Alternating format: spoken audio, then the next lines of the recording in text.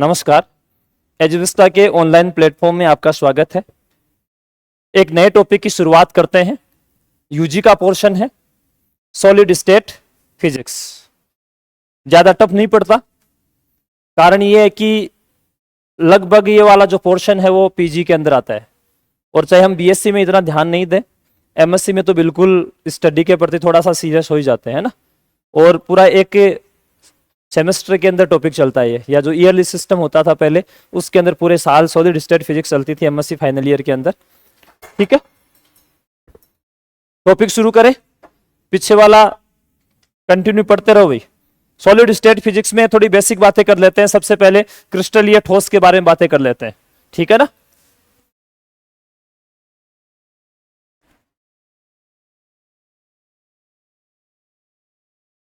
क्रिस्टलीय ठोस,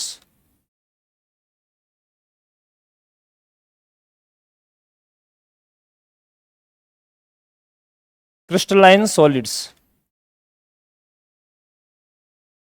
बाकी तो सब बढ़िया है ना। चलो भाई, हाँ ओके, वॉइस वगैरह सब क्लियर।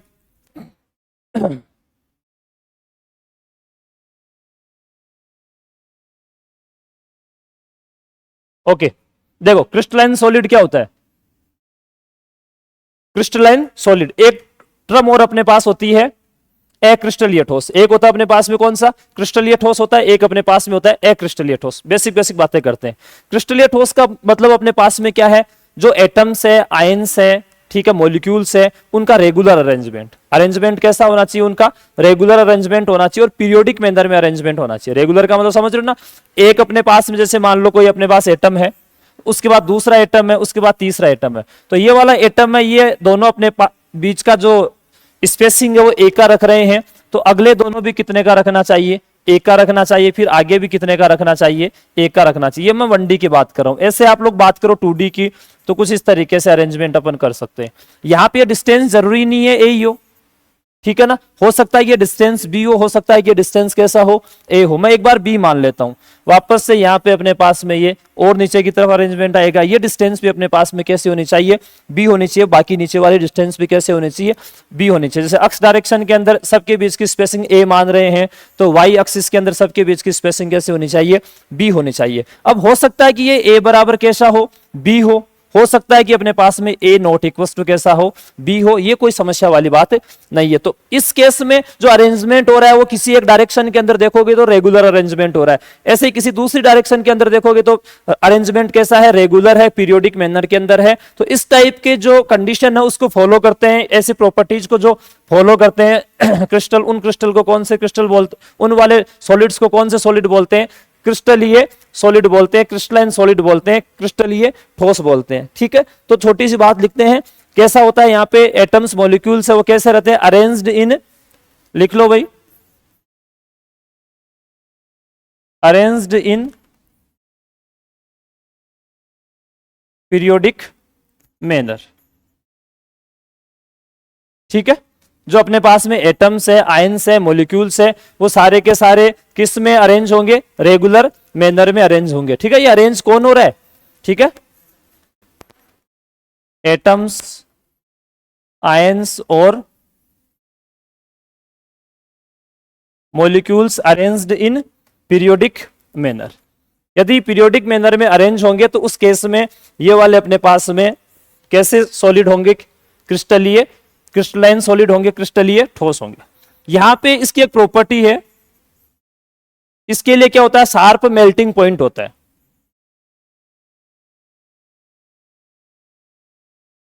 मेल्टिंग पॉइंट वो कैसा होता है, शार्प होता है। कारण समझ में आ ही रहा होगा आप लोगों को, अरेंजमेंट कैसा है, रेगुलर है। ठीक है, तो अपने पास में इसके लिए एक प्रॉपर्टी है, पूछा जा सकता है कैसा होता है melting point, sharp melting point होता है।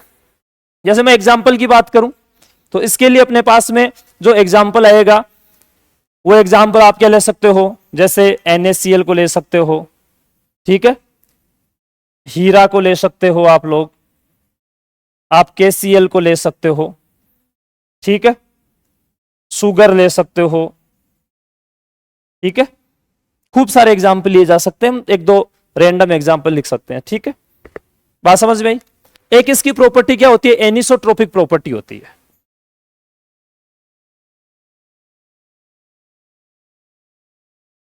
ठीक है, ये कैसा होता है, एनिसोट्रोपिक। लिख लो भाई।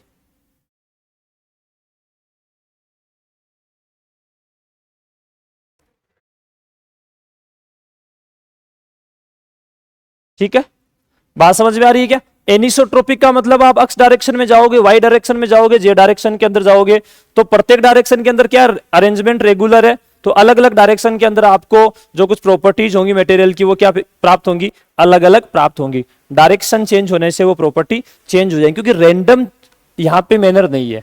ठीक है, तो एनिसोट्रोपिक इन नेचर।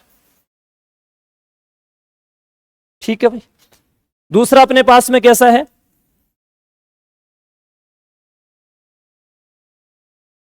अक्रिस्टलीय ठोस।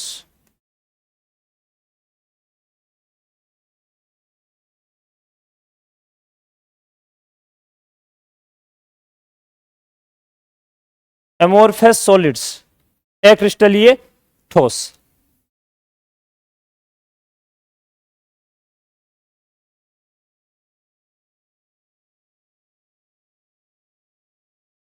ठीक है, सेम चीज यहां पे इस बार एटम्स आयंस वगैरह है वो अरेंज होंगे पीरियोडिक मैनर में, नहीं इरेगुलर अरेंजमेंट होगा, रैंडम मैनर में ये अरेंज होंगे। ठीक है, तो लिख सकते हैं atoms are arranged in irregular manner or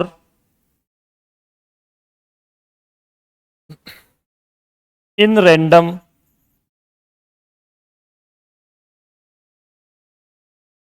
manner।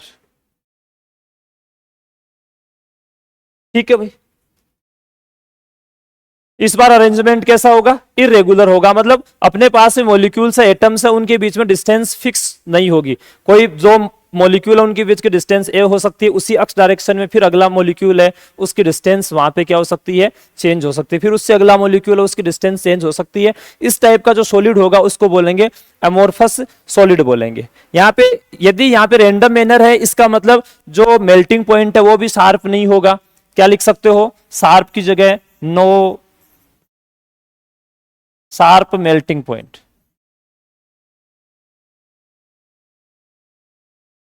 ठीक है, एग्जाम्पल लिख लेते हैं एक दो। ठीक है, जैसे ग्लास ले लो, कांच ले लो,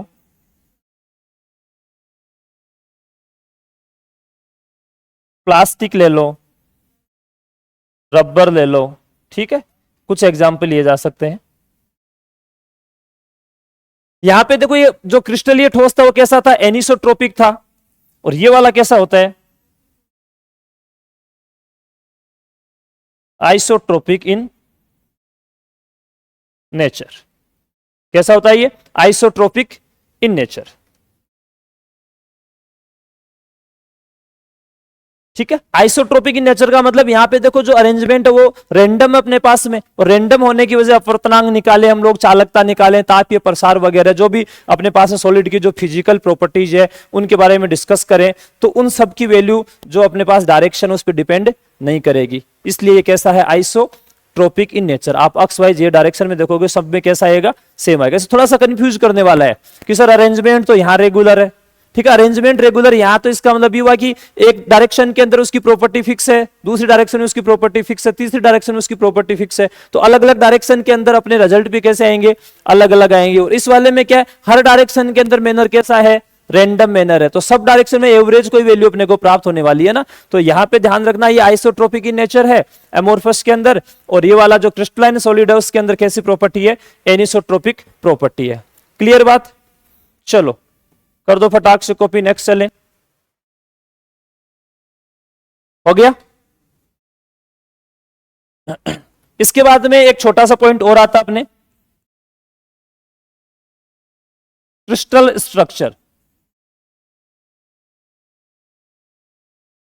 ठीक है, क्रिस्टल स्ट्रक्चर, तो क्रिस्टल स्ट्रक्चर को समझते हैं थोड़ा सा। हम लोग एक 3D स्पेस ले लेते हैं, 3D स्पेस में कुछ पॉइंट्स बनाते हैं। ये मैंने कुछ पॉइंट्स बनाए, डिस्टेंस फिक्स है। तो 3D स्पेस में इन सारे के सारे पॉइंट्स का जो ग्रुप होगा उसको हम लोग क्या बोलेंगे, लेटिस बोलेंगे। स्पेस में है इसलिए क्या बोलेंगे, स्पेस लेटिस बोल दिया। सारे पॉइंट उनको क्या बोल दिया जाएगा, लेटिस पॉइंट बोल दिया जाएगा। ठीक है, अब हम क्या कर देते हैं, इनके ऊपर एटम्स को रख देते हैं।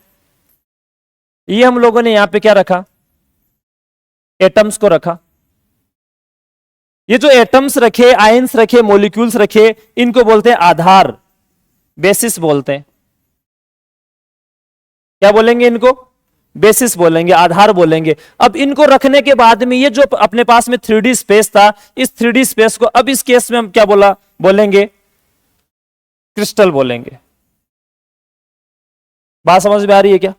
उस केस में अपने पास में ये कौन सी स्ट्रक्चर बन जाएगी, क्रिस्टल की स्ट्रक्चर बन जाएगी। ओके, तो कुल मिला के अपने पास में जालक है, उसके ऊपर आधार रख दिया तो क्या बन गया, अपने पास में क्रिस्टल बन गया। यानी कि जालक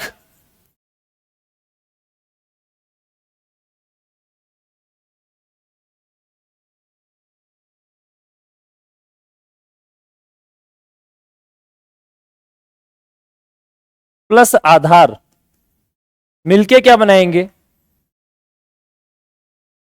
क्रिस्टल बनाएंगे। ठीक है, यानी कि जालक क्या है, लेटिस, ये क्या है, बेसिस, और ये क्या अपने पास में क्रिस्टल है।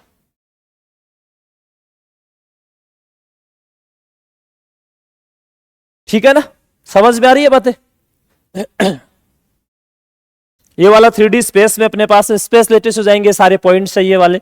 इनके ऊपर हम लोगों ने क्या रख दिए, ये एटम्स रख दिए, और ये एटम्स है, इनको क्या बोलेंगे, बेसिस बोलेंगे।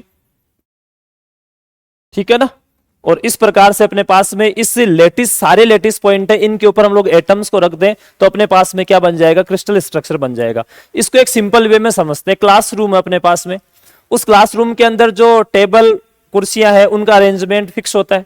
या हम लोग कोई एग्जाम हॉल के अंदर जाएंगे एग्जाम देने के लिए फर्स्ट ग्रेड का, तो एक क्लासरूम में मान लो 20 है, 22 है, 24 बच्चे। मैं नहीं जाऊंगा तो आप तो जाओगे ना। साथ में चल लेंगे, क्या समस्या है।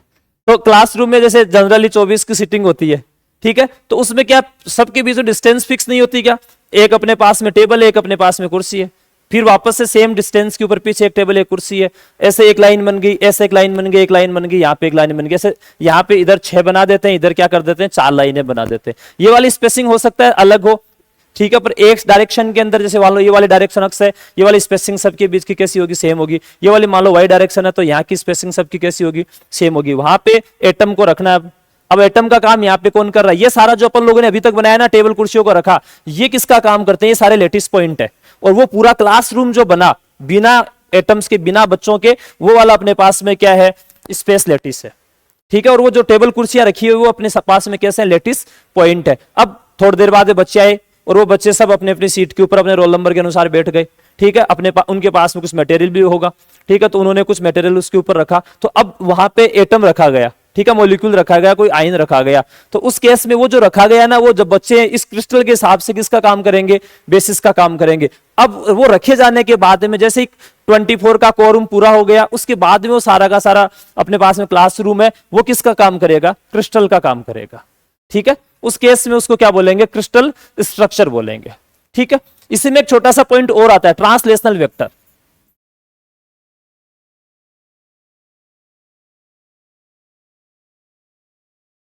ट्रांसलेशनल वेक्टर, ठीक है, हाँ, क्या हुआ,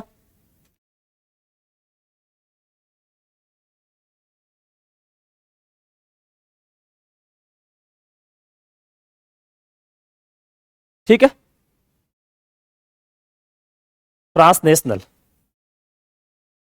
ट्रांसनेशनल वेक्टर की बात करते हैं। इसका सेंस क्या, देखो वापस से वही अपन एक स्ट्रक्चर बनाते हैं,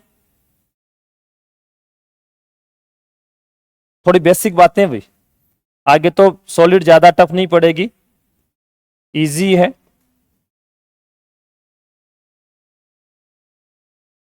ये हम लोगों ने, ठीक है, एक अपन लोगों ने लेटिस बना लिया, ठीक है, क्रिस्टल बना लिया। अब यहां पर हमें किसी पॉइंट का पोजीशन वेक्टर निकालना है, स्थिति सदिश निकालना है, तो वो किसके माध्यम से निकाल सकते हैं? ट्रांसलेशनल वेक्टर के माध्यम से। अब देखो यहां की कोई डिस्टेंस है, सपोज ए ले लेते हैं, ये सारे डिस्टेंस कैसे होने हैं? क्रिस्टल है तो ए होने चाहिए। ये वाला डिस्टेंस सपोज मैंने क्या ले लिए? बी ले लिए। मैं अभी किसकी बात कर रहा हूं? 2D की बात कर रहा हूं। मुझे रैंडम मान लो ये वाला पॉइंट है, इसके लिए पोजीशन वेक्टर चाहिए, ठीक है, और मैं ओरिजिन किसको मान के चलता हूं? सपोज इस वाले पॉइंट को मान के चलता हूं, तो मैं अक्ष डायरेक्शन में यानी ए में कितना चला? मैं कितने ए चला? 1 2 और 3 चला, ठीक है, तो 3a हो गया। ऐसे ही मैं बी में कितना चला? केवल 1 बी चला। मैं मान लो यहां इस पॉइंट को लेता तो मैं 2b चलता। तो कुल मिला के अपने को ए बी इंटीजर फॉर्म में चलना है और बी भी अपने को किस फॉर्म में चलना है? इंटीजर फॉर्म में चलना है। तो मैं इसको 3D में लिखूं, इन 3D लिखूं, तो ट्रांसलेशनल वेक्टर को हम किससे रिप्रेजेंट कर देते हैं? टी से रिप्रेजेंट कर देते हैं। और अपने पास में कैसा आ जाएगा? n1a vector plus n2b vector plus n3c vector. ये n1 n2 n3 होंगे, वो कैसे क्या होंगे? यहां पे इंटीजर होंगे। क्या होंगे? इंटीजर होंगे। और एबीसी है, इनको बोलते हैं मूलभूत सदिश, फंडामेंटल वेक्टर, ठीक है। तो यहां जो ए बी और सी है ये तो होंगे मूलभूत सदिश, फंडामेंटल वेक्टर,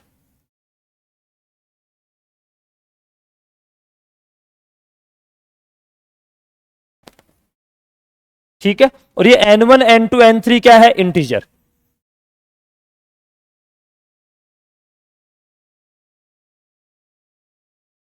ठीक है, तो इस तरीके से हम लोग किसको डिफाइन कर सकते हैं? ट्रांसलेशनल वेक्टर को डिफाइन कर सकते हैं। 1D हो, 2D हो, 3D हो, चाहे कोई सा भी हो अपने पास में। कर लो भाई कॉपी।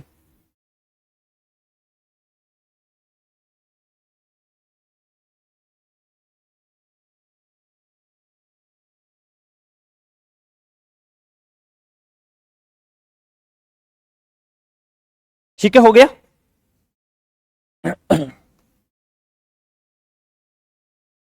नेक्स्ट एक छोटा सा पॉइंट और पढ़ते हैं, यूनिट सेल।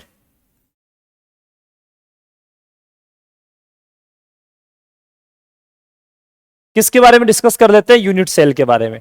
हम लोगों ने क्रिस्टल बना लिया, ठीक है। अब देखो क्रिस्टल बनाया तो इसका मतलब क्या था? हम लोगों ने कहीं से भी देखा इसको, अपने को सेम जेरोक्स मिल रही है। जेरोक्स मशीन से जेरोक्स निकाले तो सेम ही तो आती है ना। ठीक ऐसा ही यहाँ पे कॉन्सेप्ट आ रहा है। हम लोग क्रिस्टल को उठाई, देखे बड़ा क्रिस्टल है, उसका छोटा सा पार्ट देखा, फिर हमने थोड़ी दूर जाके उसका छोटा सा पार्ट देखा, फिर थोड़ी दूर जाके हम लोगों ने उसका छोटा सा पार्ट देखा। हर जगह हमें जो अरेंजमेंट मिल रहा है वो एक टाइप का ही मिल रहा है। तो यहाँ पे इस टाइप का अरेंजमेंट मिल रहा है, कुछ ना कुछ एटम्स के कॉम्बिनेशन से, मॉलिक्यूल के कॉम्बिनेशन से मिल रहा है ना। हम ऐसा छोटा सा छोटा पार्ट ले, क्या करें? वहां से एक छोटे से छोटा एक पार्ट उठाए, छोटे से छोटा एक सेल उठाए, उसका बार बार रिपीटेशन करें, बार बार उसकी पुनरावृत्ति करें, और उसकी पुनरावृत्ति करने से अपने पास में क्रिस्टल की स्ट्रक्चर प्राप्त हो जाए। और वो जो अपन लोगों ने सेल उठाया उसका वॉल्यूम वहां पे सबसे मिनिमम होना चाहिए। वैसे और भी तो सेल बनाए जा सकते हैं वहां पे, पर जो मैं सेल उठा रहा हूं वो सबसे मिनिमम वॉल्यूम वाला उठाऊं, तो उस केस में अपने पास में जो सेल प्राप्त होगा उसको कौन सा सेल बोला जाएगा? यूनिट सेल बोला जाएगा। बात समझ में आ रही है? जैसे मैंने कहा कि यहां अरेंजमेंट है, कुछ इस तरीके से अरेंजमेंट है, ये क्रिस्टल स्ट्रक्चर हो गया, यदि इसके ऊपर क्या रख दिया जाए? एटम रख दिया जाए। अब देखो यहां पर मैं क्या करूं, एक सेल उठाऊं, ये वाला, इससे छोटा तो बनेगा नहीं है ना। आप कहोगे सर एक एटम का नहीं, अपने पास में कुछ अरेंजमेंट कुछ इस तरीके से है ना, ये ए है, ये बी है, तो पूरा कॉम्बिनेशन लेना पड़ेगा ना। तो ये हम लोगों ने उठाया, इसका बार बार मैं रिपीटेशन कर रहा हूं। ऐसा ही देखो यहां पे, ऐसा ही देखो यहां पर बन रहा है, ऐसा ही देखो यहां पे बन रहा है, ऐसा ही देखो यहां पे बन रहा है, ऐसा ही नीचे बन रहा है, इस तरीके से। तो इसका बार बार मैं इसको रिपीट करता हूं तो अपने पास में जो क्रिस्टल है उसकी स्ट्रक्चर प्राप्त हो जाती है। और ये जो मेरे को लेना है ना सेल, वो मिनिमम वॉल्यूम वाला लेना है, इस चीज को ध्यान रखना। उससे मेरे को क्रिस्टल की स्ट्रक्चर प्राप्त हो जाएगी, संरचना प्राप्त हो जाएगी। तो उस केस में इस सेल को कौन सा सेल बोला जाएगा? यूनिट सेल बोला जाएगा। अब यूनिट सेल के अंदर नंबर ऑफ लैटिस पॉइंट कितने होंगे? देखो यहां से अपने काम की चीजें शुरू होती है। जो यूनिट सेल है उसके अंदर नंबर ऑफ लैटिस पॉइंट कितने होंगे, effective number of lattice point कितने होंगे, उसके बारे में बात करते हैं। जैसे मैं यहां पे बात करूं, एक अलग से उठा लेता हूं, ठीक है। ये 4 कॉर्नर पे अपने पास में क्या पड़े थे? 4 एटम पड़े थे, ठीक है। ये समझ में आते ही हम लोग आगे तो बहुत जल्दी कर लेंगे काम। तो यहां पर 4 एटम पड़े हैं, तो एक एटम का 2D की बात चल रही है अभी तो भाई, ठीक है, एक एटम का कंट्रीब्यूशन है इस वाले के अंदर कितना है, 1/4 ही तो है, 1/4 ही है ना। कैसे पता चला, क्योंकि ये वाला जो अपने पास में एटम है, ये इस एटम को ऐसे कितने सेल कवर करेंगे, इसको छिपाने के लिए कितने सेल लगाने पड़ेंगे, ये वाला एक, इधर ऊपर की तरफ एक, ये इधर की तरफ एक, कुल मिला के क्या हुआ, इस एक एटम का अपने नियरेस्ट 4 सेल के साथ में क्या है, कंट्रीब्यूशन है। समझ में आ रही है क्या, सेल नहीं सॉरी, ये एटम, इस एटम का 4 सेल के साथ में कंट्रीब्यूशन है। तो एक सेल के साथ में कितना कंट्रीब्यूशन हो गया, 1/4 हो गया। तो 1/4 और टोटल इसमें कितने एटम है, 4 एटम है, तो यहां पे कितने हो गए, 1। बात समझ में आ रही है क्या, मैं यहां पे एटम को ले रहा हूं तो एटम बोल रहा हूं, मैं यहां पे मॉलिक्यूल को लूंगा तो मॉलिक्यूल बोलूंगा, ठीक है। तो मैं यहां पे एटम मॉलिक्यूल बोलने की बजाय मैं एक सीधा सा अच्छा टर्म काम में लूं, कितने नंबर ऑफ लेटिस पॉइंट होंगे, कितने effective number of lattice point होंगे, ठीक है ना। तो यहां लेटिस पॉइंट बोलूंगा ज्यादा बढ़िया रहेगा, क्योंकि हो सकता है कि एटम ले रहे हैं तब तक तो ठीक है, लेटिस पॉइंट है जितने उतने क्या अपने पास में एटम है, ठीक है। पर जैसे मैं मॉलिक्यूल की तरफ जाऊंगा तो वहां पे मॉलिक्यूल में तो क्या होंगे, एक से ज्यादा एटम होंगे, तो वहां पे अपन कंफ्यूज होंगे। इससे बढ़िया अपन क्या मान के चले, इसको लेटिस पॉइंट मान के चले। तो effective number of lattice point है वो कितने हो गए, इस वाले के अंदर 1 हो गया। अब कोई स्ट्रक्चर ऐसी भी हो सकती है, वहां पे यहां इस तरीके से और अरेंजमेंट हो, मान लो इस तरीके से और अरेंजमेंट हो सकता है, तो उस केस में यहां पे और एटम आ गया। अब ये वाला एटम तो इस वाली लेटिस के अंदर, ये पूरा का पूरा कंट्रीब्यूशन इसी के साथ में, किसी और के साथ में जरूरत ही नहीं इसको मिलने की। तो एक तो ये 4 कॉर्नर वाले इफेक्टिव नंबर दे रहे हैं, प्लस एक ये अंदर वाला दे रहा है, तो total effective number of lattice point कितने हो गए, 2 हो गए। तो यूनिट सेल हम लोग बना रहे हैं ना, तो यूनिट सेल के अंदर कोई जरूरी नहीं है कि इफेक्टिव नंबर ऑफ जो लेटिस पॉइंट है वो कितने हो, 1 हो, 1 से ज्यादा भी हो सकते हैं, ठीक है। 1 हो सकता है, कोई समस्या नहीं है, 1 से ज्यादा भी हो सकता है। बात समझ में आ रही है क्या, ठीक है ना। तो 1 या 1 से अधिक अपने पास में क्या हो सकते हैं, लेटिस पॉइंट हो सकते हैं। समझ में आ गया भाई यूनिट सेल क्या होता है, ठीक है। लिखे यूनिट सेल के बारे में, यूनिट सेल मतलब हिंदी में बोलते हैं इसको एक का कोष्टिका, ठीक है ना। क्या बोलते हैं,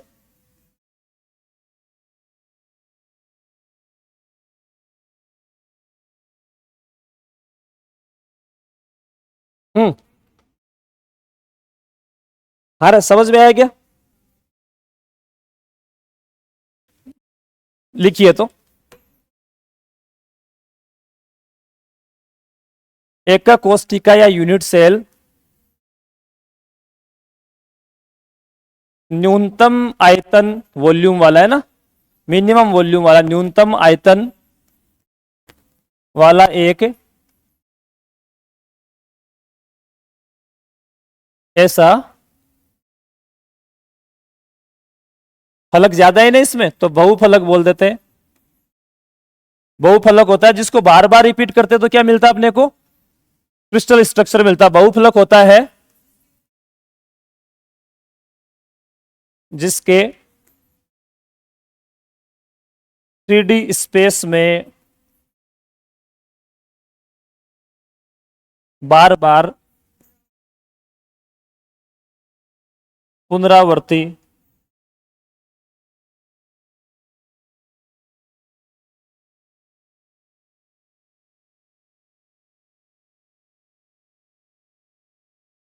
करने पर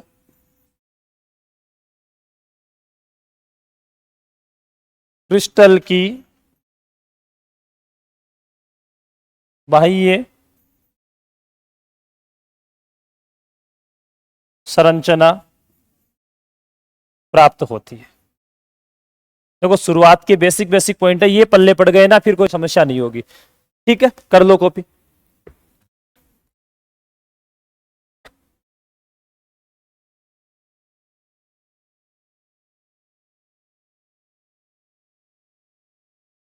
यूनिट सेल में एक या एक से अधिक जालक बिंदु है ना, लेटिस पॉइंट,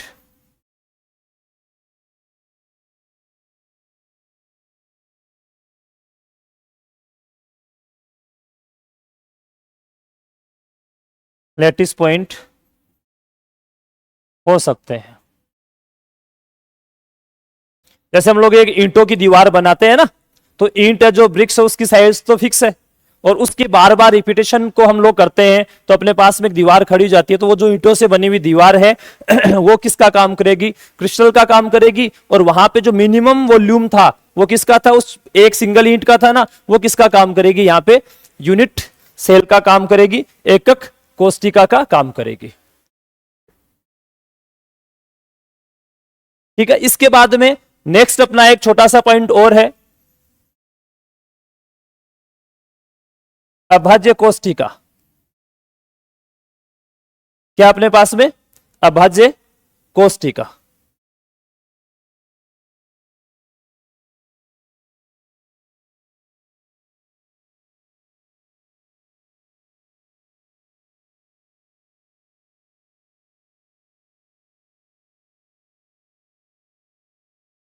परमिटिव सेल, देखो यहां एक तो यूनिट सेल थी, एक क्या अपने पास में? Primitive cell. बात वही है, परमिटिव सेल को भी अपन लोग बार बार रिपीट करेंगे तो अपने पास में क्रिस्टल प्राप्त होगा। पर इस चीज का ध्यान रखना, यहां पे परमिटिव सेल है या अभाज्य कोष्टिका है, इसमें यह मस्त चीज है कि जो effective number of lattice point होते हैं, जालक बिंदु होते हैं, वो कितने होने चाहिए? एक होना चाहिए। कितने होने चाहिए? इस तरीके से अपन लोगों को सेल डिजाइन करनी है, इस तरीके से अपने को क्या करनी है? सेल डिजाइन करनी है, ताकि उसके अंदर effective number of lattice point कितने बने रहे? एक बने रहे। तो उस केस में वो अपने पास में किसका काम करेगी? अभाज्य कोष्टिका का काम करेगी, अपने पास में परमिटिव सेल का काम करेगी। ठीक है भाई, समझ में आई क्या बात? और यहां पे अभाज्य कोष्टिका है, इसका आयतन निकालेंगे तो अपन लोग आयतन के लिए एक फॉर्मूला पढ़ते हैं वेक्टर के अंदर, एक डॉट बी क्रॉस सी, उस वाले फॉर्मूले से कैलकुलेशन करेंगे। ठीक है, तो लिखिए अभाज्य कोष्टिका या परमिटिव सेल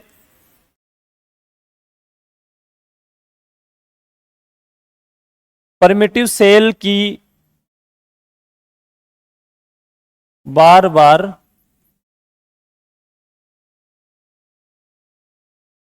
पुनरावृत्ति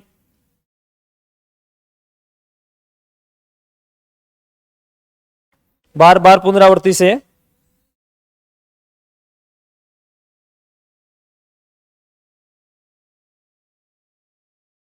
क्रिस्टल की ज्यामितीय जियोमेट्रिकल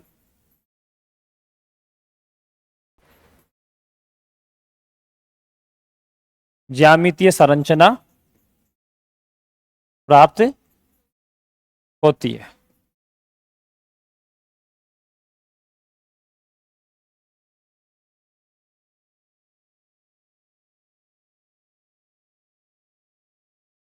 ठीक है भाई,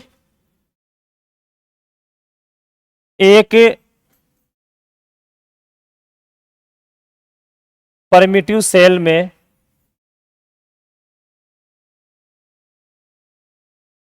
औसतन एवरेज एक जालक बिंदु लेटिस पॉइंट होता है। ये ध्यान रखना, ये कॉमन डिफरेंस है भाई यूनिट सेल और परमिटिव सेल के अंदर।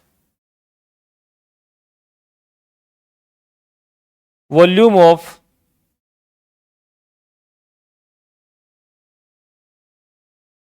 परमिटिव सेल क्या फॉर्मूला काम में लोगे? ए डॉट बी क्रॉस सी। करो कॉपी।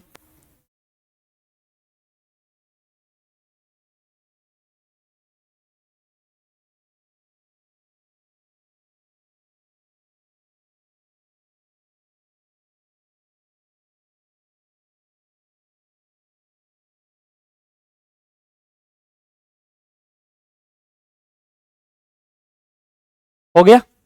तो यहां से देखो ये काम की चीज मिल रही है, सारी की सारी जो परमिटिव सेल है वो क्या होती है? यूनिट सेल होती है। क्योंकि यूनिट सेल के अंदर अपने पास में एक या एक से अधिक लेटिस पॉइंट हो सकते हैं। ठीक है ना? तो सारी की सारी परमिटिव सेल है, उनके अंदर क्या होगा? एक जालक पॉइंट होगा, एक जालक बिंदु होगा, लेटिस पॉइंट होगा। तो सारी की सारी जो परमिटिव सेल है वो क्या होंगी? यूनिट सेल होगी। पर सारी की सारी यूनिट सेल है वो परमिटिव सेल नहीं हो सकती। कारण मान लो किसी यूनिट सेल के अंदर दो अपने पास में effective number of lattice point है, तो उस केस में दो होने की वजह से वो परमिटिव सेल नहीं हो सकती। उसमें तो क्या होने चाहिए? केवल और केवल एक ही लेटिस पॉइंट होना चाहिए। तो लिख लो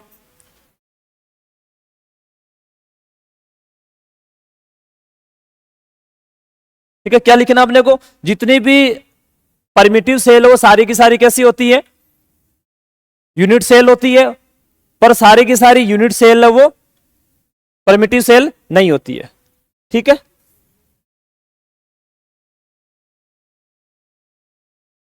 क्रिस्टल में सभी अभाज्य कोष्टिकाएं परमिटिव सेल कैसी होती है,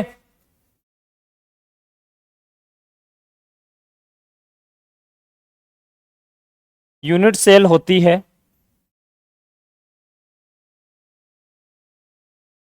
परंतु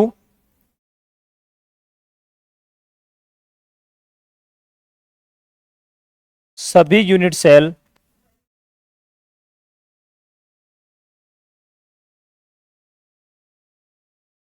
परमिटिव सेल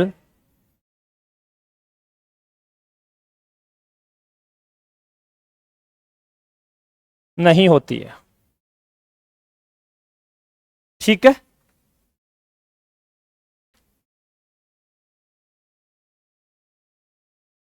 अब देखो यहां एक चीज और सीखने को मिल गई अपने पास में, एक जालक बिंदु होता है एक परमिटिव सेल के अंदर। तो इसका सेंस क्या हुआ, अपने पास क्रिस्टल के अंदर जितने जालक बिंदु है उन सभी के ऊपर बेसिस पड़ा होता है, सभी के ऊपर आधार पड़ा रहता है। तो जितनी संख्या में बेसिस होते हैं, जितनी संख्या में आधार होते हैं, उतने ही संख्या में अपने पास में उस क्रिस्टल के अंदर क्या प्राप्त होंगे, परमिटिव सेल प्राप्त होंगे। तो लिखे नेक्स्ट,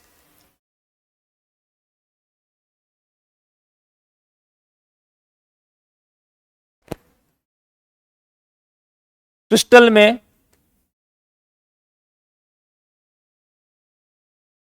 जितनी संख्या में बेसिस आधार है ना होते हैं, उतनी ही संख्या में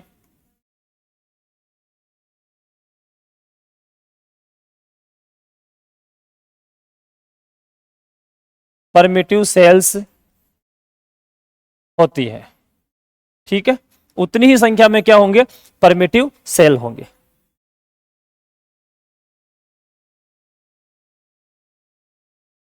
ठीक है, एक अपने पास में तरीका होता है परमिटिव सेल बनाने का, विग्नर सीड्स मेथड है ना।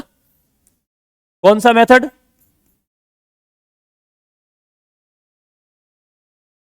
विग्नर सीड्स। यहां पे कोई जरूरी नहीं हो कि एक्सप्लेन करने की, वहां पे विग्नर सीड्स अपने पास में परमिटिव सेल है,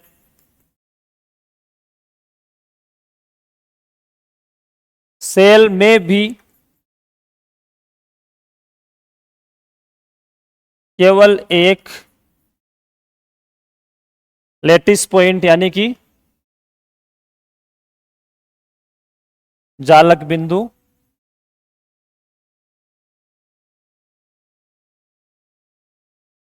होता है।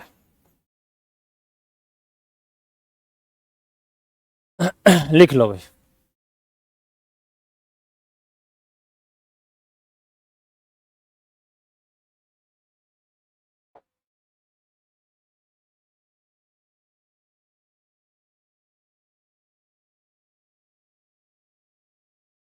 हो गया हो तो आगे बढ़े।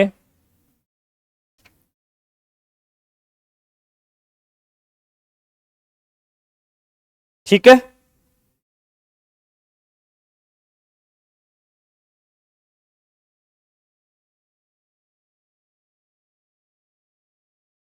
एटॉमिक डेंसिटी, यहां से भी क्वेश्चन बनता है भाई, न्यूमेरिकल आ जाता है यहां से, अभी जो टॉपिक पढ़ रहे हैं। Atomic density, number density and mass density, किसकी बात चल रही है, दो अपने पास में टर्म है, एटॉमिक डेंसिटी उसको नंबर डेंसिटी भी बोलते हैं, एक हो गई अपने पास में मास डेंसिटी।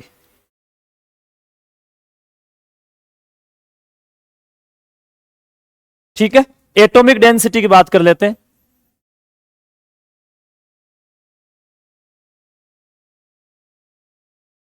देखो नाम से स्पष्ट है नंबर डेंसिटी, तो यहां पे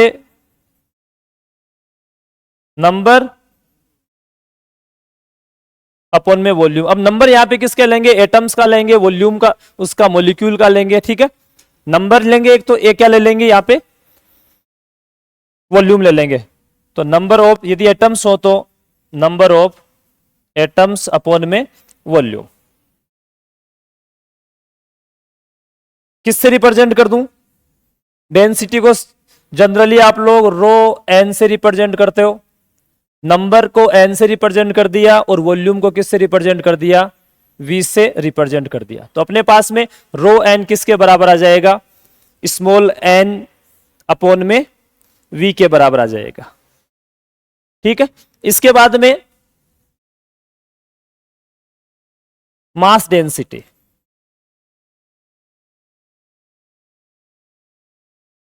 ठीक है। मास डेंसिटी का मतलब मास ऑफ एटम्स अपॉन में वॉल्यूम। मास डेंसिटी को रो एम से रिप्रेजेंट कर लेते हैं, मास कितने के बराबर, एम अपॉन वॉल्यूम कितना हो जाएगा, वी के बराबर। अब देखो यहां पर मुख्य बात क्या है कि यहां पे ऐसा तो है नहीं कि अपने पास में जो मटेरियल है उस मटेरियल में केवल और केवल एक ही एटम है, उसमें एन एटम अपने पास में, तो एक एटम का मास स्मॉल एम है, तो एन एटम का मास कितना हो जाएगा, एन एम अपॉन में वी हो जाएगा। तो इस प्रकार से हम क्या लिख सकते हैं, मास डेंसिटी को लिख सकते हैं। ओके भाई,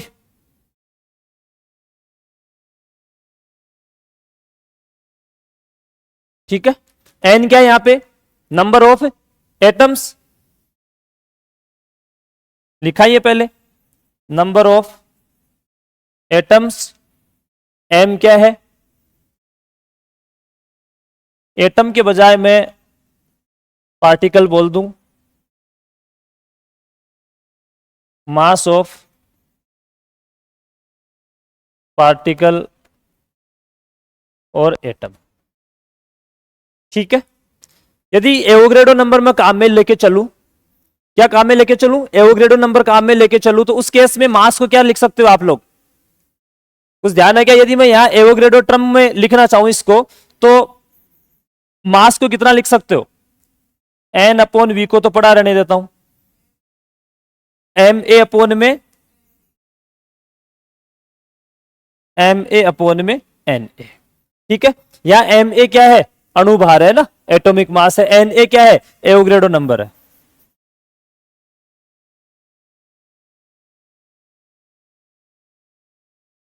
एवोग्रेडो संख्या, एन ए की वैल्यू कितनी है, ध्यान है क्या, 6.023 क्रॉस 10⁻26 या 23 दोनों लिख सकते हो। 6.023 क्रॉस 10 या तो 26 बोलो या क्या बोलो, 23 बोलो। 26 कब बोलोगे, जब अपने पास में केजी के अंदर हो, है ना, और यदि 23 हो तो इसका मतलब आप लोग क्या बोलोगे, मास किसके अंदर हो, ग्राम में हो। ध्यान रखना 26 लिखोगे, लिख लेना साइड में नोट करके, 26 कब लिखोगे, जब अपने पास में कैसा हो, मास केजी में हो, और 23 कब लिखोगे, जब अपने पास में कैसा हो, मास ग्राम के अंदर हो। 6.023, 26 केजी में हो तो 23 जब किस में हो, ग्राम में हो, ठीक है। एम में यहां पे क्या है,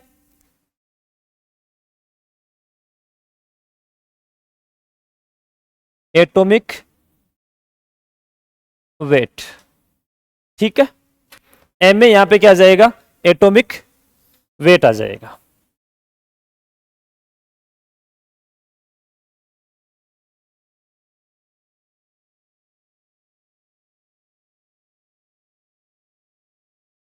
ठीक है, दो फॉर्मूले आ गए, दोनों को यूज करते हैं। एक ये फॉर्मूला बन गया अपने पास में,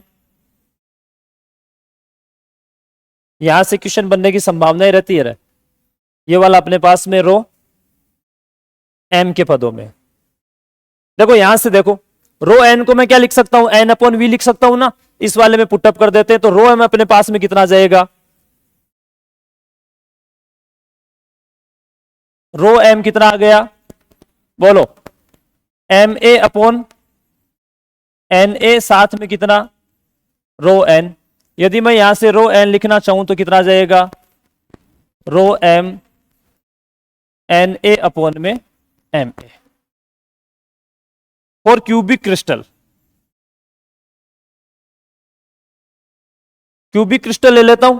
क्यूबिक क्रिस्टल के अंदर अपने पास में जो ए है, बी है, ये सी है, सब कैसे होते हैं, इक्वल होते हैं। और उस केस में मैं वॉल्यूम लिखूं तो किसके बराबर लिख सकता हूं, ए क्यूब के बराबर।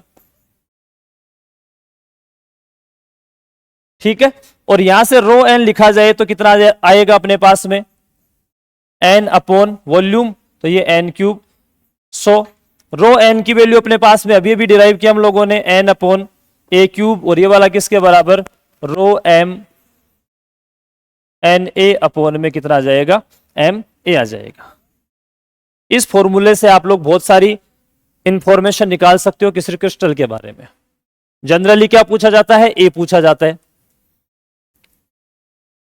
फंडामेंट जो अपने पास में फंडामेंटल वेक्टर है या लेटिस पैरामीटर है ए, उसके बारे में बातचीत की जाती है। तो यहां कितना लिखा जा सकता है इसको, एन एम ए अपॉन में रो एम एन ए। ठीक है, क्या रहे की पावर कितना, 1/3 क्या आ जाएगा, ए का वैल्यू आ जाएगा। ठीक है, जैसे सिंपल क्यूबिक होता है अभी निकालेंगे। For simple cubic crystal N की वैल्यू कितनी आती है, 1। बीसीसी के लिए एन की वैल्यू कितनी आती है, 2। और एफसीसी के लिए एन की वैल्यू कितनी आती है, 4 आती है। अभी डिराइव करेंगे इन चीजों को।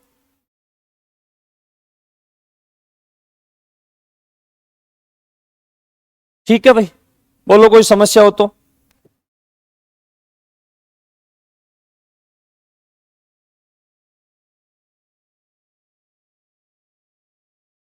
ठीक है, नेक्स्ट चलते हैं। अब एक ब्रेवेस नाम का साइंटिस्ट था, ब्रेवे, उन्होंने कुछ जालक बनाए। ठीक है, 2D के अंदर कुछ जालक बनाए और कुछ 3D के अंदर जालक बनाए। वहां से भी एग्जाम में सीधा क्वेश्चन पुटअप होता है, उसके बारे में डिस्कस कर लेते हैं।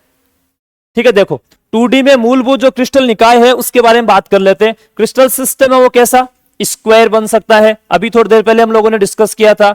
वो कैसा बन सकता है, ओब्लिक बन सकता है, रेक्टेंगल बन सकता है, या हेक्सागोनल बन सकता है। ठीक है, उसमें कैसा लेटिस बनेगा, जो ब्रेवियस लेटिस वो डिफाइन करेंगे वो कैसा होगा, स्क्वायर का स्क्वायर टाइप का ही बनेगा। ठीक है, ओब्लिक का कितना, ओब्लिक ही बनेगा। रेक्टेंगल का रेक्टेंगुलर परमिटिव बन जाएगा, और एक बन जाएगा रेक्टेंगुलर सेंटर्ड बन जाएगा। ठीक है, यहां पे रेक्टेंगुलर सेंटर्ड का मतलब क्या है, रेक्टेंगल सेंटर्ड का मतलब यहां पे ये इस तरीके से, ये इस तरीके से चारों कॉर्नर के ऊपर तो है ही अपने पास में एटम्स, बीच में एक एटम और पड़ा है। और परमिटिव का मतलब क्या है, केवल चारों कॉर्नर के ऊपर। परमिटिव का मतलब अभी समझा था ना हम लोगों ने, इफेक्टिव नंबर क्या होना चाहिए, एक ही होना चाहिए, तो केवल 4 कॉर्नर के ऊपर। ये वाला कैसा, स्क्वायर, तो स्क्वायर टाइप का बन जाएगा। अब देखो स्क्वायर है, इसका मतलब हम लोगों ने एक्स डायरेक्शन में ए माना लेटिस पैरामीटर, और वाई डायरेक्शन में कितना मान लिया, बी मान लिया। तो ये वाला अपने पास में एक्स डायरेक्शन, ये वाला अपने पास में कैसा, वाई डायरेक्शन। तो ये वाला ए, ये वाला बी। अब यदि स्क्वायर है तो ए किसके बराबर होगा, बी के बराबर। और ये एंगल, ये वाला जो एंगल है ये कितने डिग्री का हो जाएगा, 90 डिग्री का। इसको हमने किससे रिप्रेजेंट किया, गामा से। गामा किसके बराबर है, 90 के बराबर है। ऐसे हम लोगों ने ओब्लिक लिया। अब देखो यहाँ पे मतलब क्या है इसका, हमारे पास में कुछ इस तरीके से है को, जो दोनों अपने पास में एक्सिस है, ये वाली अक्स और वाई एक्सिस, इन दोनों के बीच का एंगल भी 90 नहीं होना चाहिए। तो हम लोगों ने थोड़ा सा इसको ऐसे घुमा के कर दिया, तो ये एंगल 90 डिग्री नहीं होगा। साथ में ए बी किसके बराबर नहीं होना चाहिए, बी के बराबर नहीं होना चाहिए। ठीक है, तो उस केस में ये कंडीशन बनेगी, वो एक कंडीशन बन जाएगी अपने पास। ऐसे अपने पास में रेक्टेंगल, रेक्टेंगल परमिटिव, परमिटिव का मतलब केवल एक ही होना चाहिए उसके अंदर, effective number of lattice point. तो ऐसी स्ट्रक्चर बन गई। यदि हम लोग बात करें किसकी, रेक्टेंगुलर सेंटर्ड की, तो सेंटर पे एक एटम और होगा। तो दो प्रकार के अपने पास रेक्टेंगल के अंदर बनेंगे। रेक्टेंगल है, सीधी सी बात, आए थे तो A not equals to B होना चाहिए। ठीक है, और गामा अपने पास जो एंगल हो कितना डिग्री का होना चाहिए, 90 डिग्री का होना चाहिए। ऐसा ही हेक्सागोनल की बात आ गई। हेक्सागोनल के अंदर ए बराबर तो कैसा होगा, बी होगा, और गामा किसके बराबर होगा, 120 डिग्री के बराबर होगा। ठीक है भाई, कॉपी कर लो। इस प्रकार से अपने पास में लेटिस आए हो, टोटल कितने आ गए, 1 2 3 4 और एक 5 आ गए। तो 2D के अंदर जो ब्रेविस लेटिस होते हैं, ब्रेवे के जालक होते हैं, वो टोटल किसके बराबर होते हैं? 5 के बराबर होते हैं। सीधा क्वेश्चन उठता है भाई यहां से, कितने जालक होते हैं? 5 होते हैं। कर लो कॉपी।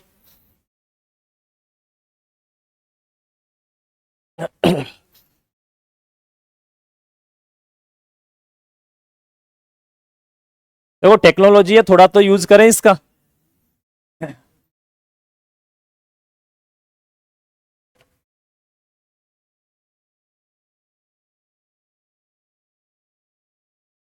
आगे बढ़ू क्या?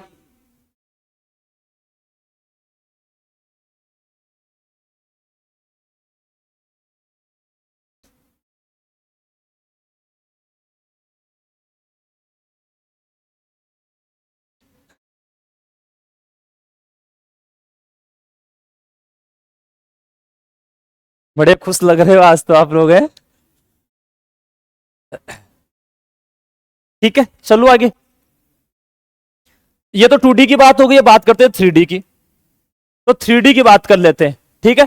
3D के अंदर क्रिस्टल सिस्टम है। देखो ब्रेविस की बात चल रही है अपने पास में। ब्रेविस ने कितने माने, ब्रेवे ने कितने माने?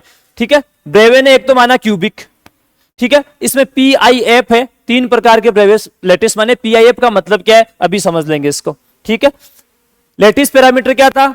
अब क्यूबिक है तो सीधी सी बात है, लेटिस पैरामीटर कैसा होना चाहिए? A बराबर B बराबर C, और अल्फा बराबर बीटा बराबर गामा किसका होना चाहिए? 90 डिग्री। और कुछ एग्जाम्पल है, इसको एक बार समझते हैं। ये एंगल किस तरीके से हम लोगों ने सेट किया है।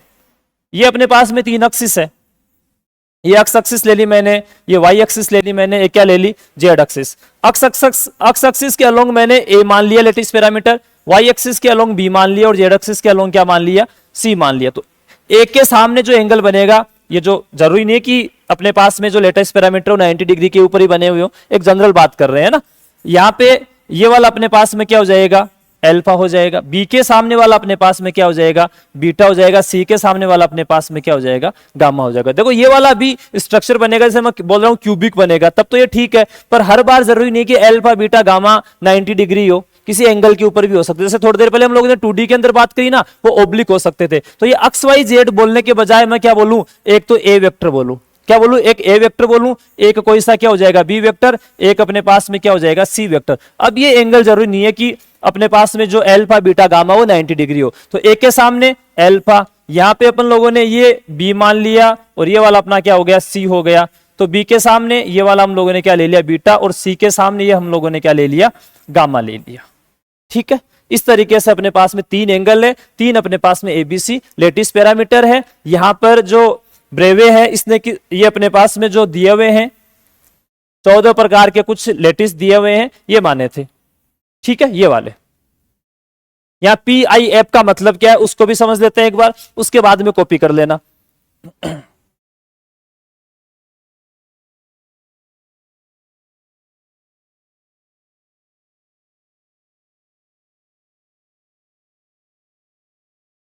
देखो पी का मतलब यहां पे क्या? परमिटिव, वही सेम चीज। पी का मतलब क्या है? परमिटिव। परमिटिव का मतलब effective number of lattice point कितने होने चाहिए? 1 होना चाहिए। पी परमिटिव होगा। आई का मतलब BC, BC का मतलब क्या है? Body centre. ये सारे डायग्राम भी हम लोगों ने इसके बना रखे हैं, एक बार वो कॉपी करते हैं, उसके बाद देखेंगे।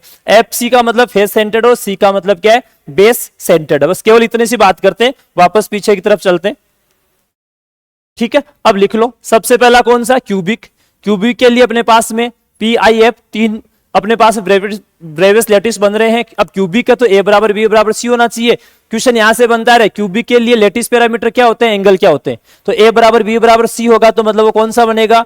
क्यूबिक बनेगा। अल्फा बीटा गामा है, तो यहाँ पे ये तीनों 90 डिग्री के होने चाहिए। कुछ एग्जाम्पल का इतना ज्यादा रोल नहीं है, लिख दिया मैंने एग्जाम्पल, 1-2 याद कर लेना सब में। क्वेश्चन एग्जाम्पल से कम बनता है।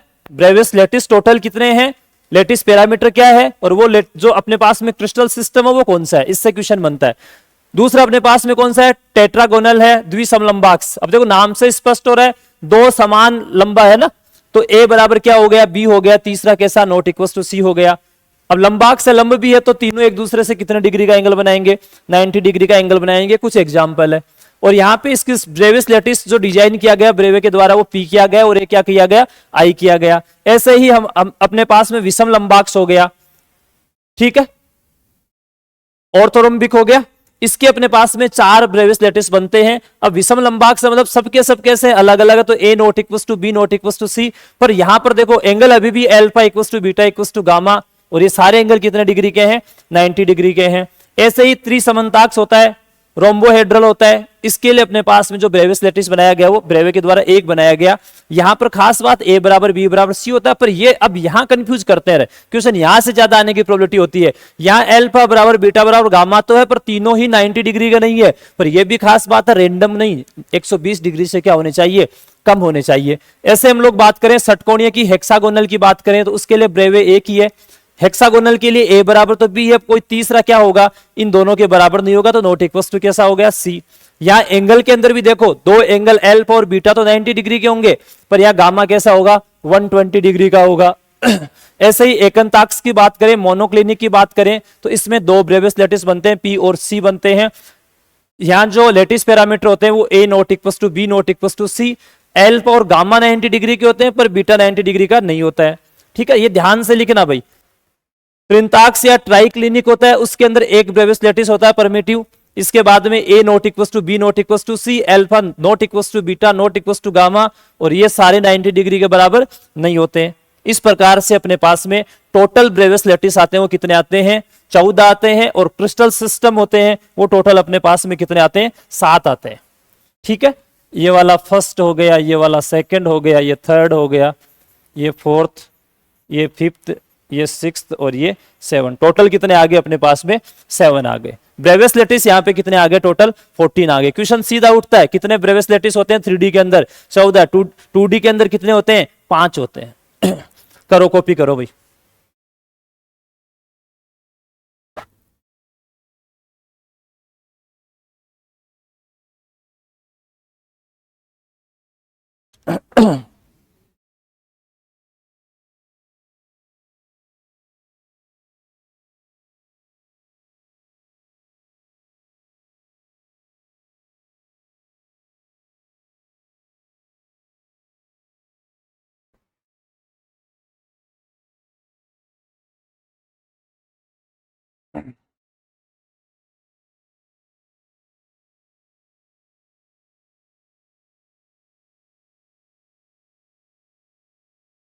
हो गया क्या,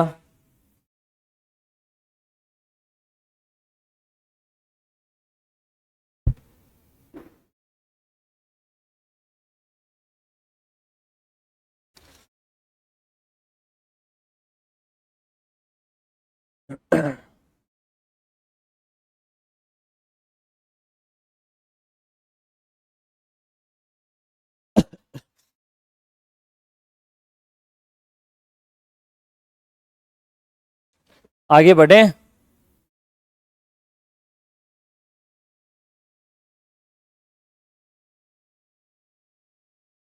ओके,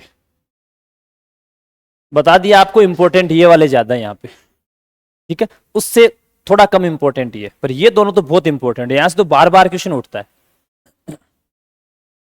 ठीक है, आगे चले।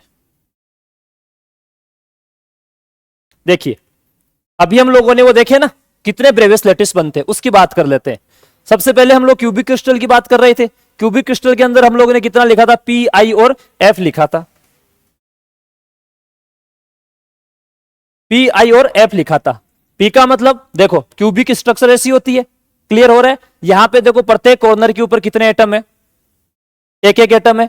अब 3D की बात चल रही है, जैसे हम लोगों ने थोड़ी देर पहले 2D के लिए सीखा था, तो 2D में एक एटम कितने के साथ कंट्रीब्यूट कर रहा था, 4 के साथ कर रहा था ना। यहां पर ऐसे ही ये वाला 3D के अंदर एक एटम है या एक लेटिस है, लेटिस पॉइंट है, वो कितने यूनिट सेल के साथ में कंट्रीब्यूशन कर रहा है, 8 के साथ कंट्रीब्यूशन कर रहा है। कमरे का आप एग्जांपल लेके देखो ना, अपना जो भी कमरा है जिस क्लास में हम लोग पढ़ रहे हैं या जहां भी आप लोग स्टडी कर रहे हो, उसके कितने कॉर्नर है, 8 कॉर्नर है ना, 1 2 3 4 5 6 7 8 है ना, तो टोटल 8 कॉर्नर है। तो 8 एटम अपने पास में 8 कॉर्नर के ऊपर रखे हुए हैं। अब एक एटम को ढकना अपने को, तो इस तरीके से अपने को स्ट्रक्चर कैसी बनानी होगी, जैसे ये वाला कमरा है, इसके 4 तो ये हो गए, जैसे थोड़ी देर पहले 2D में बनाया था, 4 इसके क्या करने पड़ेंगे, ऊपर रखने पड़ेंगे, तब उनके बीच में आ जाएगा एटम और ढका जाएगा। तो कुल मिला के एक एटम का, यहाँ पे जो कॉर्नर वाला एटम है उसकी बात कर रहा हूं, कॉर्नर वाले एटम का जो कॉन्ट्रीब्यूशन है वो कितना हो गया, 1/8 हो गया। तो अपने पास में टोटल एटम भी कितने हैं, 8 ही है। तो कुल मिला के रिजल्ट क्या आ गया अपने पास में, 1/8 मल्टीप्लाई 8, तो रिजल्ट कितना आ गया, 1 आ गया। तो ये वाला इस केस में कैसा है, परमिटिव है। ठीक है,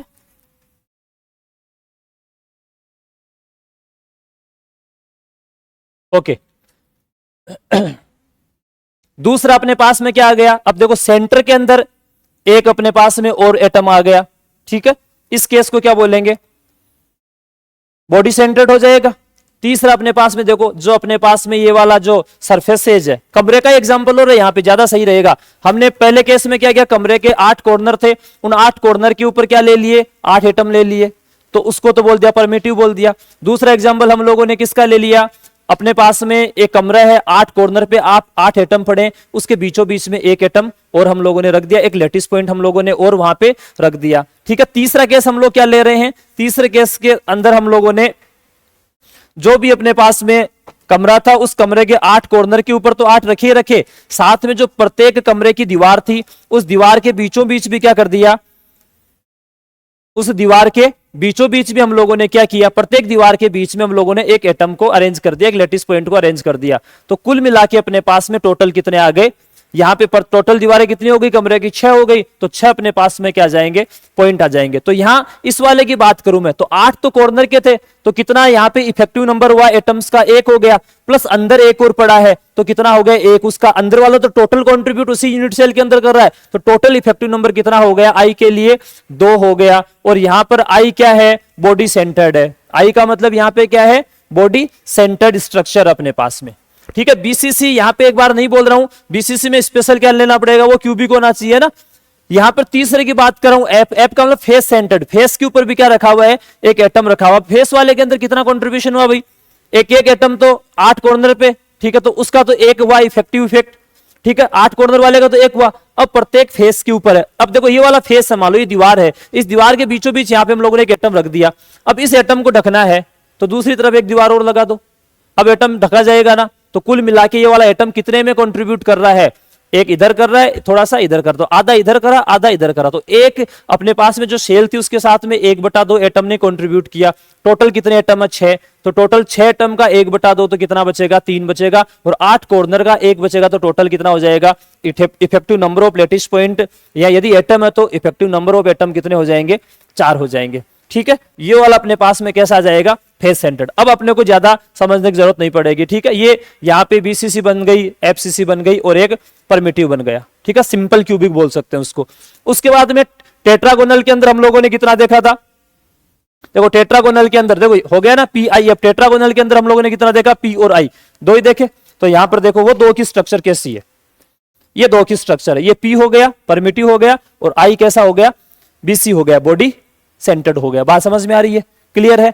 इसके बाद में अपने पास में ऑर्थोरम्बिक हो गया क्रिस्टल, इसमें अपने पास सबसे ज्यादा है, क्वेश्चन बन सकता है भाई यहां से, सबसे ज्यादा यहीं पे 4 है इसके। ठीक है, तो यहां देखो पहला परमिटिव हो गया, दूसरा क्या हो गया, सी हो गया। सी देखो, सी का मतलब यहां पे क्या है, बॉडी सेंटर्ड नहीं, बेस सेंटर्ड, ये बेस ही तो है, एक नीचे वाला और ये ऊपर वाला, यहां पर एक एटम और रखा हुआ है, तो ये वाला कौन सा हो गया, बेस सेंटर्ड हो गया।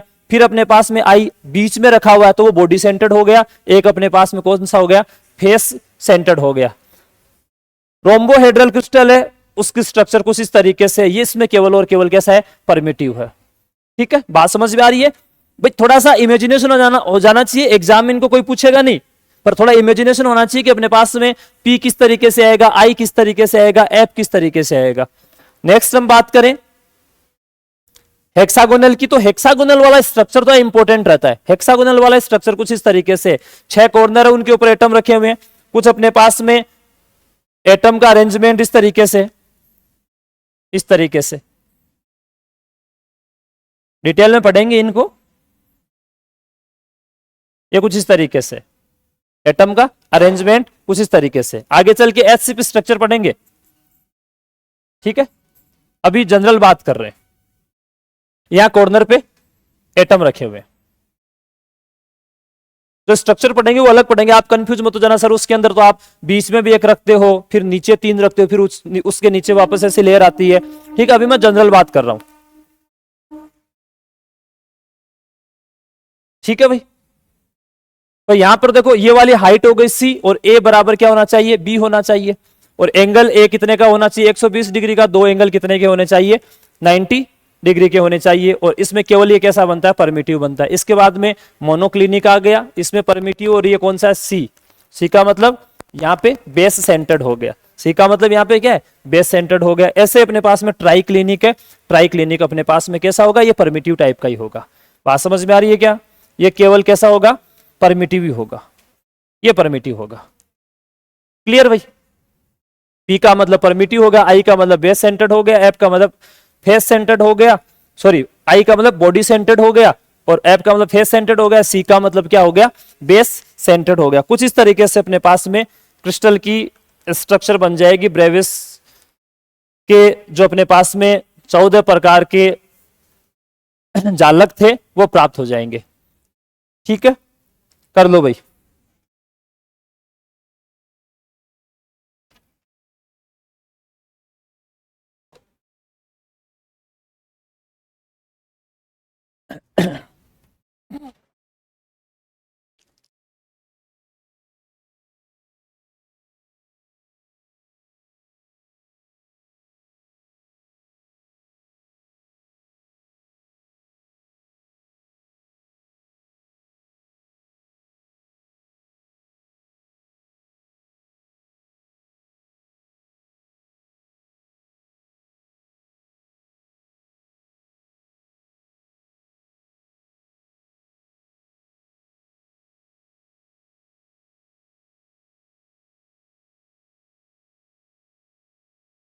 ठीक है,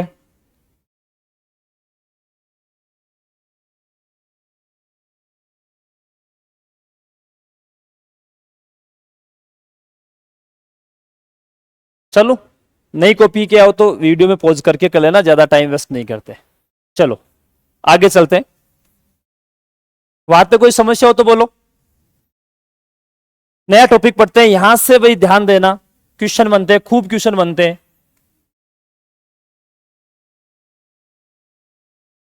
सिंपल क्यूबिक, अपने जो सिलेबस का पोर्शन है क्रिस्टल स्ट्रक्चर, उसमें अपने ये पहले वाला कौन सा है, सिंपल क्यूबिक स्ट्रक्चर। देखो सिंपल क्यूबिक स्ट्रक्चर का सेंस यहां पे क्या है, सिंपल क्यूबिक स्ट्रक्चर का सेंस बोलो भाई।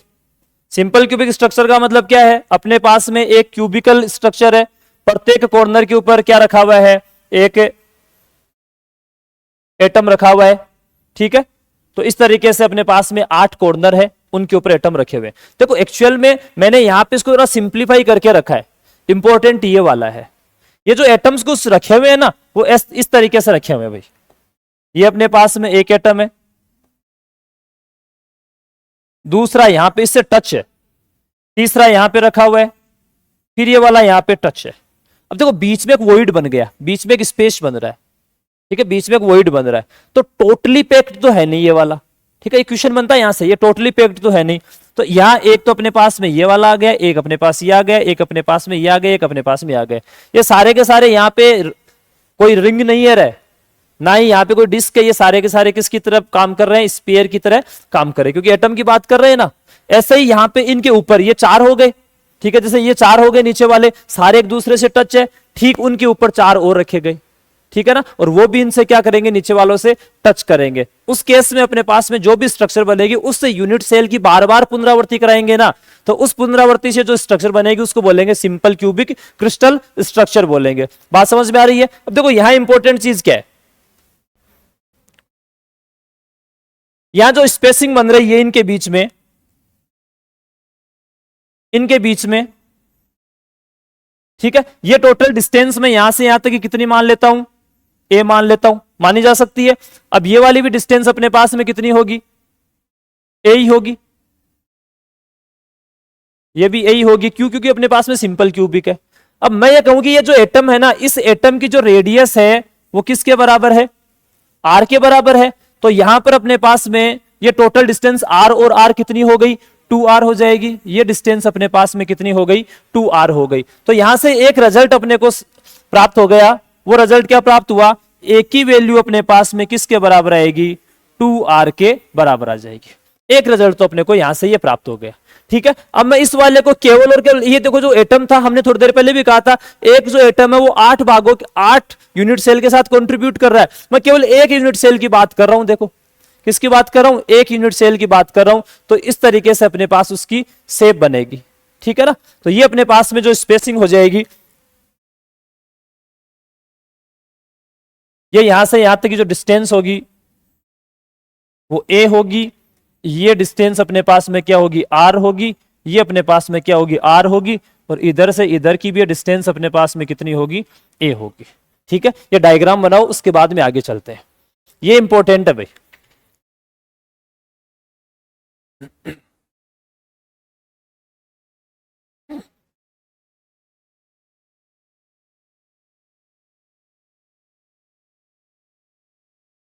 देखो एक पे थोड़ा ध्यान दे लेंगे ना, आगे वालों को अपन सीख जाएंगे, एक प्रोसेस पता चल जाएगा। वैसे तो इजी है सारी चीजें, सॉलिड को खूब पढ़ा है अपन लोगों ने।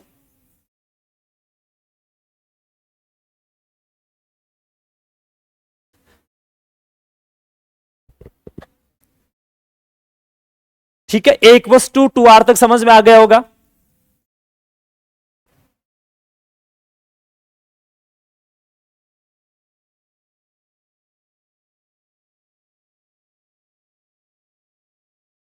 Number of atoms in a unit cell, बोलो भाई कितने कितने एटम है प्रत्येक, ये गजब है, 4 कैसे है रे? अच्छा एटम 8 है, या number of atoms in a unit cell की बात कर रहा हूं, 8 कहां से आएंगे इतनी देर से?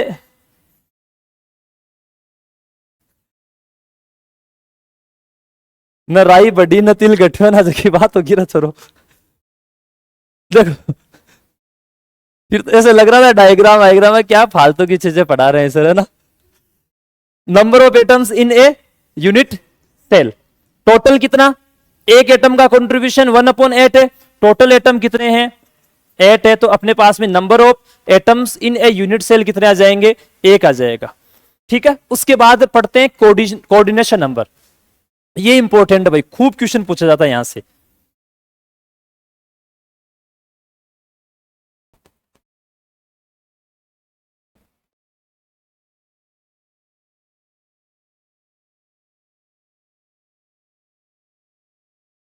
कोऑर्डिनेशन नंबर किससे रिप्रेजेंट करेंगे, CN से। कोऑर्डिनेशन नंबर, कोऑर्डिनेशन नंबर भी बोलते हैं और फर्स्ट नियरेस्ट नेबर भी बोलते हैं। क्या बोलते हैं इसको, फर्स्ट नियरेस्ट नेबर और number of first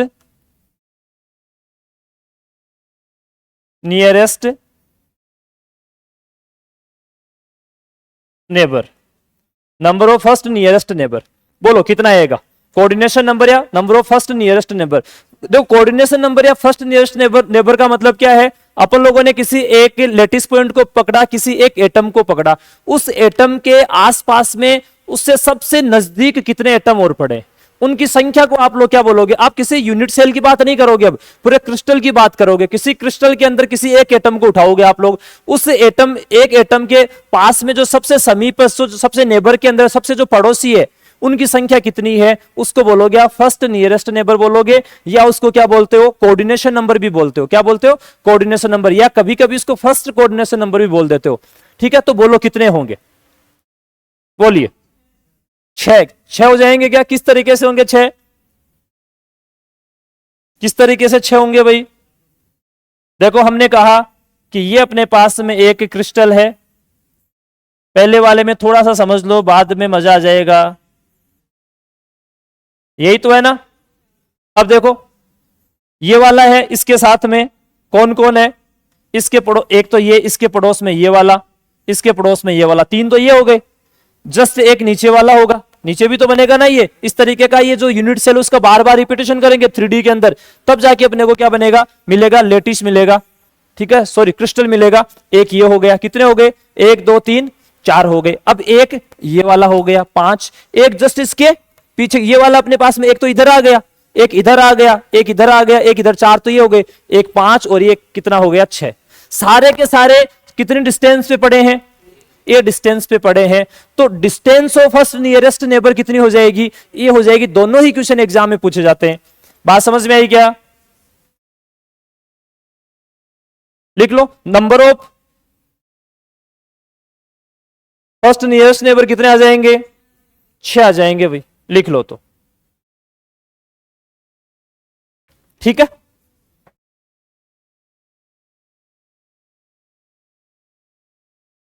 distance of first nearest neighbour अभी अभी सीखा है ना, कितनी है? ए है। Distance of first nearest neighbour कितनी आ जाएगी? ए आ जाएगी। करो copy.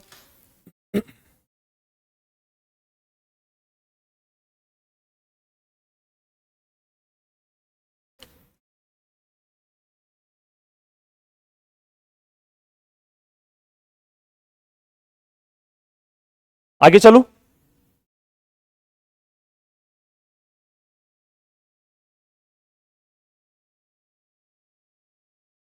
Number of second nearest neighbour. अब बताओ, ये डिस्टेंस वाला था, वो ले लिया हम लोगों ने। दूसरी मिनिमम डिस्टेंस कौन सी है? यहां पर हम लोगों ने ये कहा अपने पास में एक क्यूब है, प्रत्येक कोने के ऊपर एक एटम पड़ा है, जो मिनिमम डिस्टेंस थी वो कितनी थी? ए थी। हम कह रहे हैं कि एक से थोड़ी सी ज्यादा हो, ठीक है, वो सेकंड जो मिनिमम डिस्टेंस है वो कितनी है? उस डिस्टेंस पे जितने भी एटम्स पड़े होंगे, जितने बेसिस होंगे, ठीक है, उनकी संख्या या जितने भी अपने पास में लेटिस पॉइंट होंगे उनकी संख्या को हम लोग क्या बोलेंगे? सेकंड कोऑर्डिनेशन नंबर बोलेंगे, या डिस्टेंस या number of second nearest number बोलेंगे। तो ये डिस्टेंस तो अपने पास में कितनी है? ए है। और सोचो, ये वाले डिस्टेंस देखो, ये वाले यहां पे, ये वाला, ये तो अपने पास में ए है, ये वाला भी अपने पास में कितना है? ए है। ये डिस्टेंस कितनी है? ये वाली डिस्टेंस अपने पास में √2 ए। ठीक है, तो ये √2 मतलब 1.414 लगभग कितना? ये एक आ गया। ठीक है, तो बोलो कितने अपने पास में सेकंड नियरेस्ट नेबर होंगे? बताओ। 12 होंगे। ठीक है, कैसे होंगे 12? क्या होंगे? थोड़ा सा आइडिया देता हूं।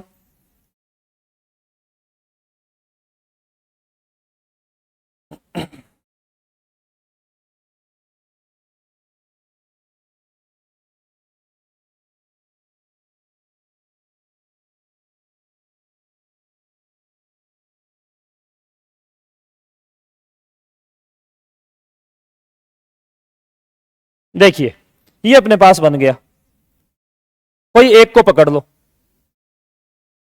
इसको पकड़ लिया मैंने। अब बोलो, यहां पे ये पड़ा है, एक तो ये हो गया, यहां पे लाइन नहीं खींची हम लोगों ने,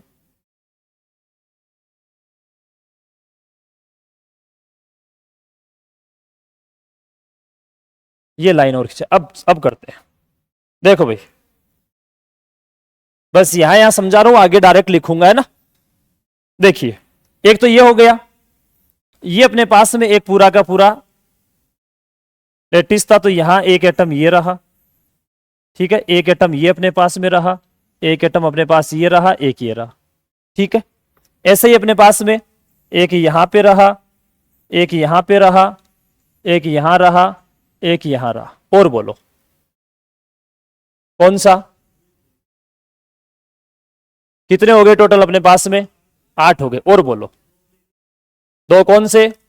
एक तो ये हो गया अपने पास में, यहां पड़ा है, इसके देखो ये कमरा अपना है ना, कमरे के बीचों बीच एक पड़ा है, तो 4 कॉर्नर के ऊपर तो लेके चले गए, बीचों बीच की बात कर रहा हूं, ठीक है ना। ये वाला अपने पास में ये था, तो 4 कॉर्नर के ऊपर लेके चले गए अपन लोग, तो 4 तो ये हो गए, 4 ये वाले हो गए। अब बोलो, एक देखो, एक तो प्लेन ऐसा हो गया, बीचों बीच काट दिया हम लोगों ने, है ना। एक प्लेन हम लोगों ने ऐसे बनाया और एक प्लेन हम लोगों ने ऐसे बनाया, ठीक है ना, 3 बनाए ना। तो ये वाला, जैसे ये वाला प्लेन लिया, यहां एटम पड़ा है, तो 4 इसके कॉर्नर पे थे, तो 4 तो वो हो गए, ठीक है। फिर हम लोगों ने इसको खड़ा किया, तो यहां एक ये 4 कॉर्नर इसके भी खड़े वाले के भी थे, ये हो गया। एक ये हम लोगों ने बना दिया खड़ा, तो इसके भी कितने हो गए, 4 हो गए। तो कितने हो गए टोटल अपने पास में, 12 नियरेस्ट नेबर हो गए। हटा दो इसको, ठीक है ना। तो सेकंड नियरेस्ट नेबर कितने हो गए अपने पास में, सेकंड नियरेस्ट नेबर हो गए 12।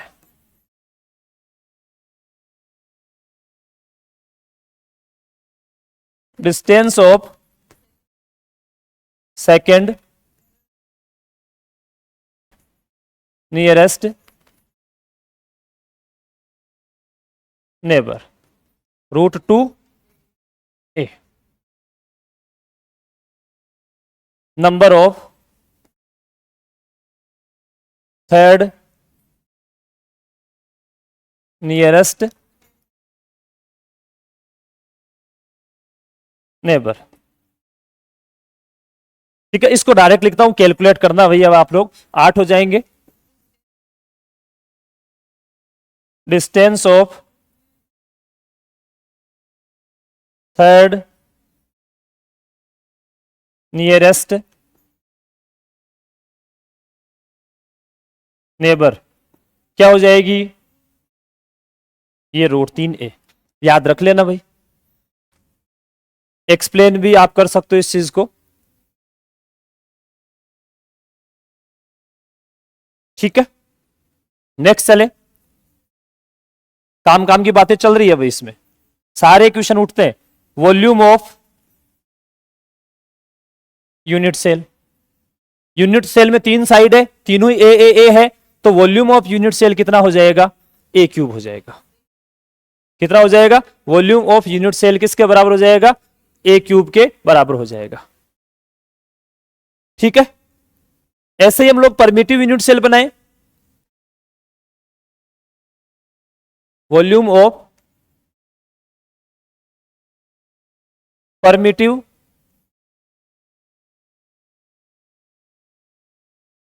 यूनिट सेल,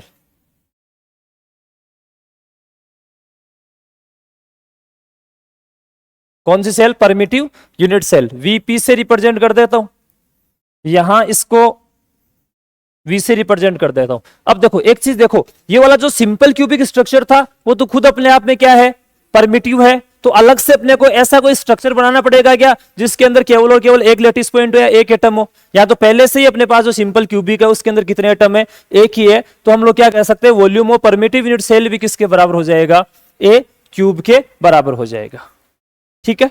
बात करते हैं एटॉमिक डेंसिटी की, थोड़ी देर पहले डिफाइन किया है। एटॉमिक डेंसिटी क्या था, number of atom upon volume. Number of atom अपने पास में कितने इफेक्टिव, शुरुआत में हम लोगों ने लिखा था ना जस्ट पिछले स्लाइड के अंदर, नंबर ऑफ एटम कितने इफेक्टिव 1 है, और वॉल्यूम कितना आ गया, क्यूब के बराबर आ गया, a³ के बराबर आ गया, ठीक है। यह आ जाएगा अपने पास में एटॉमिक डेंसिटी। एक इंपॉर्टेंट चीज है एटॉमिक पैकिंग फ्रैक्शन, ये बढ़िया है भाई, खूब क्वेश्चन आता है यहां से। एटॉमिक पैकिंग फ्रैक्शन, मैं इसको शॉर्ट में क्या बोल देता हूं, APF बोल देता हूं, एटॉमिक पैकिंग फ्रैक्शन, ठीक है। होगा क्या इसका फॉर्मूला, वॉल्यूम ऑफ एटम्स इन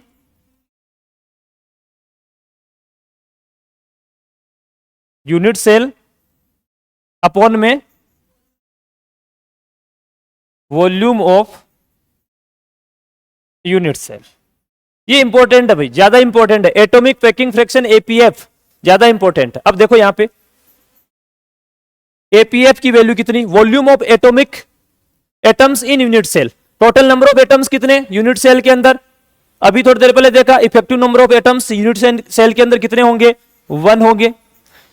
एक एटम का अपने पास जो वॉल्यूम होगा वो किसके बराबर होगा, 4/3 पाई r³। शुरुआत में हम लोगों ने बात करी कि जो एटम है उसकी रेडियस किसके बराबर है, r के बराबर, तो 4/3 पाई r³ हो जाएगा। ये तो हो गया volume of atoms in unit cell.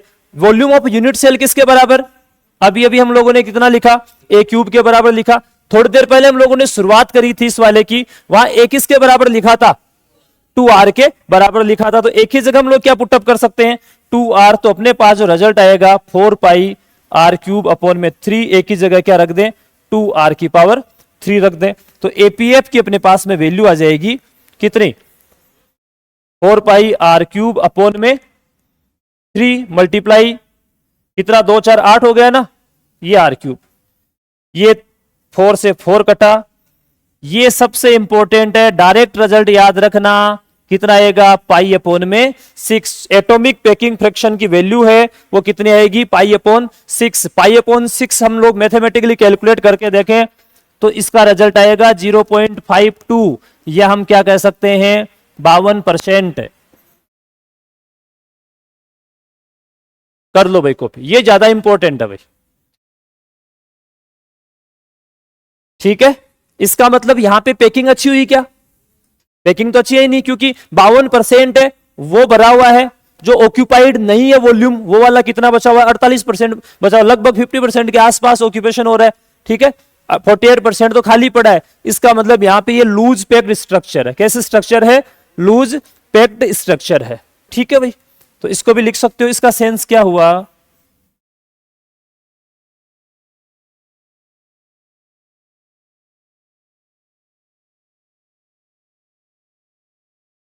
Loose packed structure, करो कॉपी।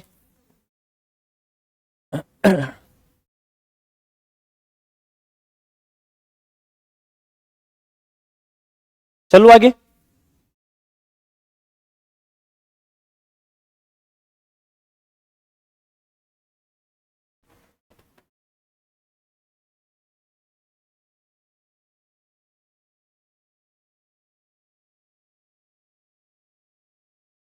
अनऑक्यूपाइड वॉल्यूम कितना होगा, टोटल वॉल्यूम 1 मान लेते,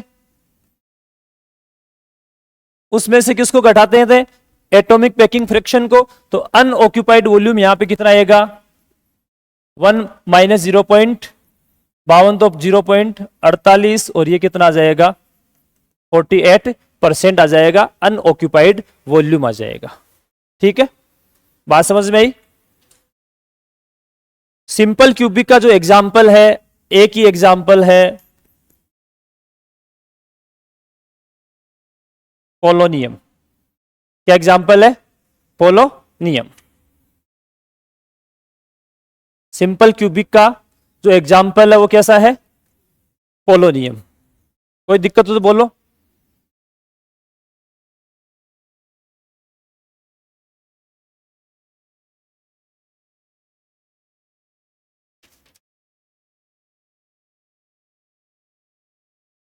ठीक है, बाकी नेक्स्ट क्लास के अंदर देखते हैं, अपने स्ट्रक्चर बच गई, बीसीसी बच गई, एफसीसी बच गई, एचसीपी बच गई, और सिंपल कुछ एनएसीएल वगैरह डायमंड वगैरह उनके स्ट्रक्चर के बारे में अपने को डिस्कस करना है, ठीक है। अपना टॉपिक शुरू हो गया, आगे वाले टॉपिक्स में वो अपने को ज्यादा दिक्कत नहीं आएगी, थोड़ा सा इसको ढंग से पढ़ के आ जाना, नियरेस्ट नेबर किस तरीके से निकालते हैं, डिस्टेंस कैसे निकालते हैं, एटॉमिक पैकिंग फ्रैक्शन कैसे निकालते हैं, तो कल अपना टॉपिक थोड़ा जल्दी चल जाएगा, ठीक है भाई। मिलते हैं नेक्स्ट क्लास में।